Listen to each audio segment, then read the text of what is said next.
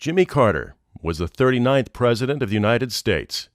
He was born on October 1st, 1924, in the small town of Plains, Georgia, population 600, and raised on a farm in the nearby community of Archery.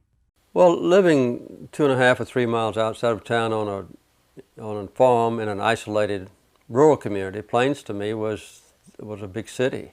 The center of our religious life and the center of our school life, but still quite different from the daily existence that I knew.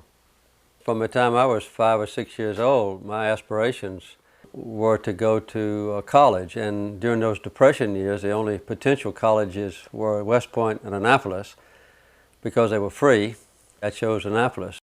Following graduation in 1946, Carter married Rosalind Smith, a girl from Plains, and went on active duty in the submarine service. Later, he joined Admiral Hyman Rickover's elite team as an engineering officer on the development of the nuclear submarine Seawolf, an early forerunner to the USS Jimmy Carter, commissioned in February 2005.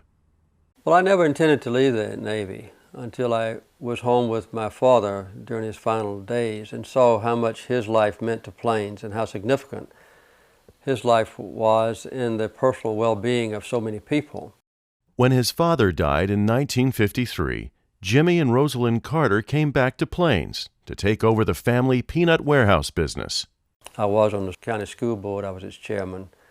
And it was only after they reconstituted the Georgia Senate in 1962 that I decided to give politics a chance. Jimmy Carter ran as a complete unknown for the state Senate. He lost narrowly when one precinct stuffed the ballot box with votes from the local cemetery.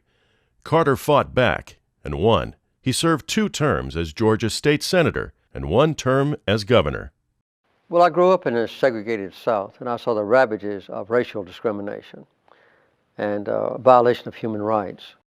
I say to you quite frankly that the time for racial discrimination is over.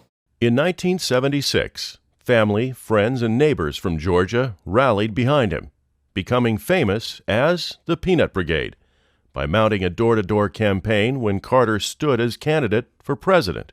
In an era of cynicism following Watergate and the Vietnam War, he promised an honest, competent government and pledged never to lie to the American people. My name is Jimmy Carter, and I'm running for president.